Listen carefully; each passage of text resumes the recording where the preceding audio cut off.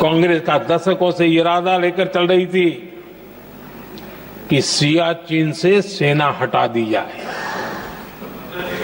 आदरणीय अध्यक्ष जी, 2014 में देश ने इनको मौका नहीं दिया, वरना आज सियाचिन भी हमारे पास नहीं होता।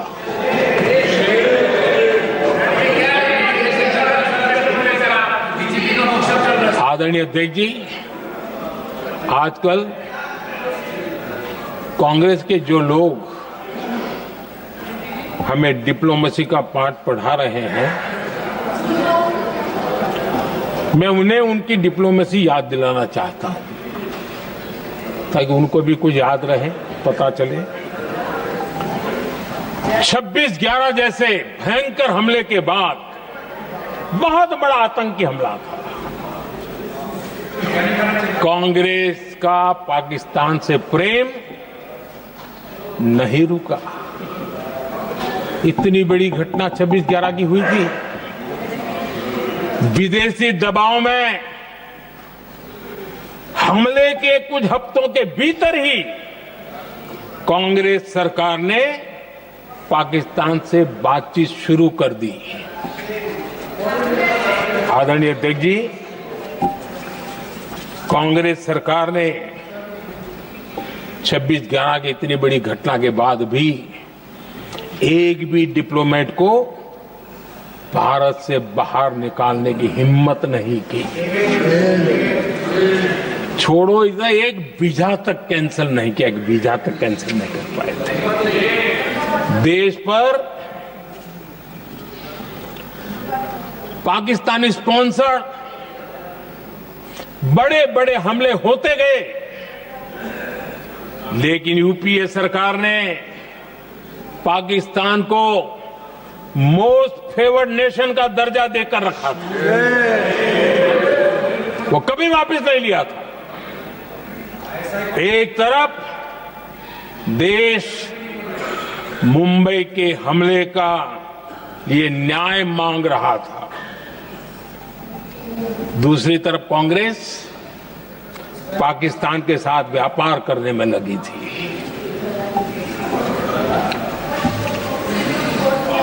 पाकिस्तान वहां से खून की होली खेलने वाले आतंकियों को भेजते रहे और कांग्रेस यहां अमन की आश के मुशायरे किया करती थी। मुशायरे होते थे। हमने आतंकवाद और अमन की आस का ये वन वे ट्रैफिक बंद कर दिया।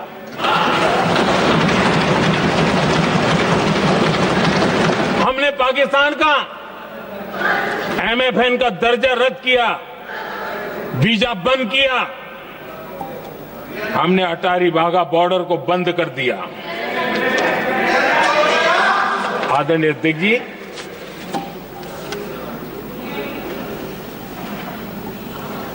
भारत के हितों को गिरवी रख देना ये कांग्रेस की पार्टी की पुरानी आदत है।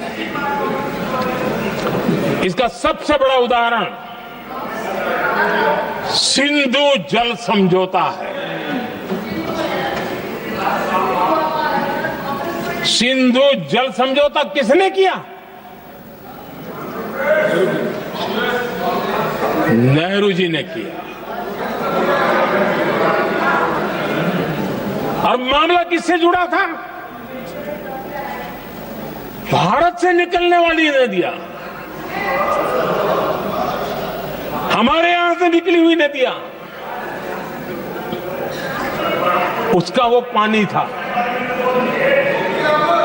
और वो नदियां हजारों साल से भारत की सांस्कृतिक विरासत रही है, भारत की चैतन्य शक्ति रही है। भारत को सुजलाम सुफलाम बनाने में उन नदियों का बहुत बड़ा योगदान रहा है। सिंधु नदी जो सदियों से भारत की पहचान हुआ करती थी, उसी से भारत जाना जाता था। लेकिन नेहरू जी और कांग्रेस ने सिंधु और झेलम जैसी नदियों पर विवाद के लिए पंचायत किसको दी? वर्ल्ड बैंक को दी। वर्ल्ड बैंक फैसला करे क्या कर रहा है? नदी हमारी, पानी हमारा।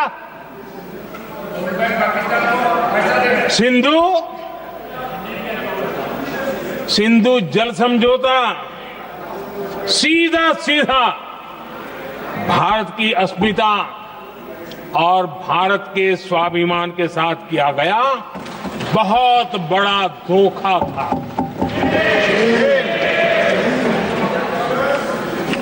आदरणीय अध्यक्ष जी, आज के देश के युवा ये बात सुनते होंगे तो उनको भी आश्चर्य होगा कि ऐसे लोग थे हमारे देश का काम करते थे। नेहरू जी ने इस ट्रीटी करी और क्या किया?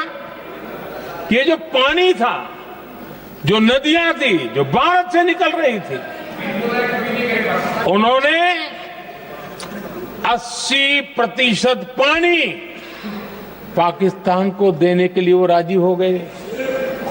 और इतना बड़ा हिंदुस्तान, उसको सिर्फ 20% पानी।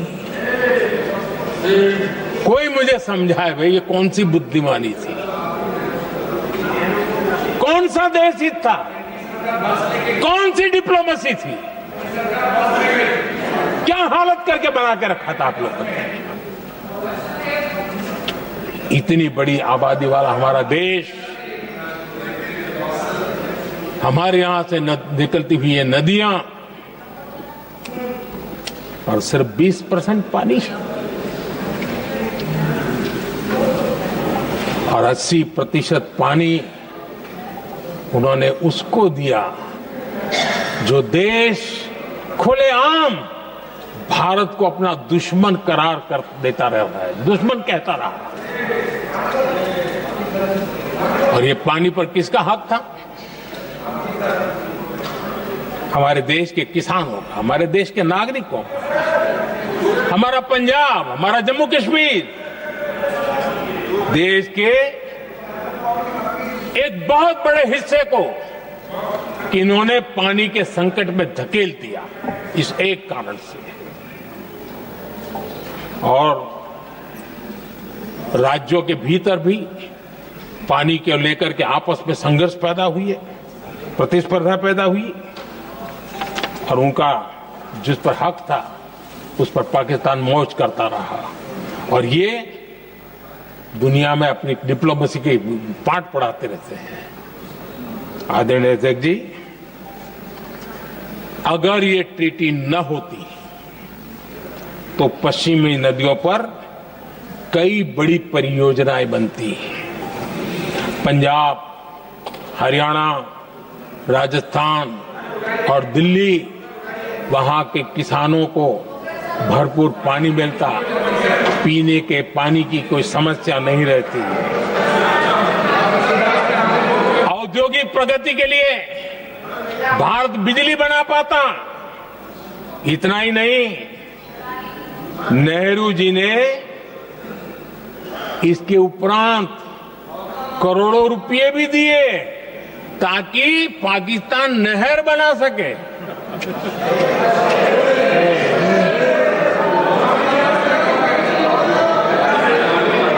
आदरणीय अध्यक्ष जी, इससे भी बड़ी बात, देश चौंक जाएगा। ये चीजें छिपाई गई है, दबा दी गई है। कहीं भी बांध बनता है तो उसमें एक मैकेनिज्म होता है उसकी सफाई का, डीसिल्टिंग का।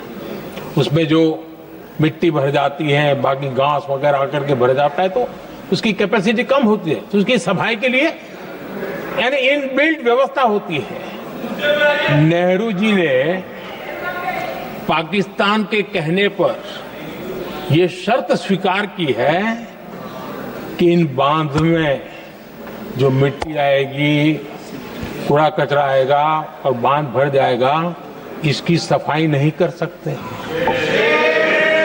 डीसिल्टिंग नहीं कर सकते हैं। बांध हमारे यहां, पानी हमारा, लेकिन निर्णय पाकिस्तान का कि आप डिसिल्टिंग नहीं कर सकते। इतना ही नहीं, जब इस बार मैं डिटेल में गया तो एक बांध तो ऐसा है कि जहां ये डिसिल्टिंग के लिए जो गेट होता है ना, उसको वेल्डिंग कर दिया गया है ताकि कोई गलती से भी खोल करके वो मिट्टी को निकाल ना दे। पाकिस्तान ने नेहरू जी से लिखवा दिया था कि भारत बिना पाकिस्तान की मर्जी अपने बांधों में जमा होने वाली मिट्टी साफ नहीं करेगा, डिसिल्टिंग नहीं करेगा। ये समझौता देश के खिलाफ था और बाद में नेहरू जी को भी ये गलती माननी पड़ी। इस समझौते में निरंजन दास गुलाटी करके एक सज्जन उसमें जुड़े हुए थे।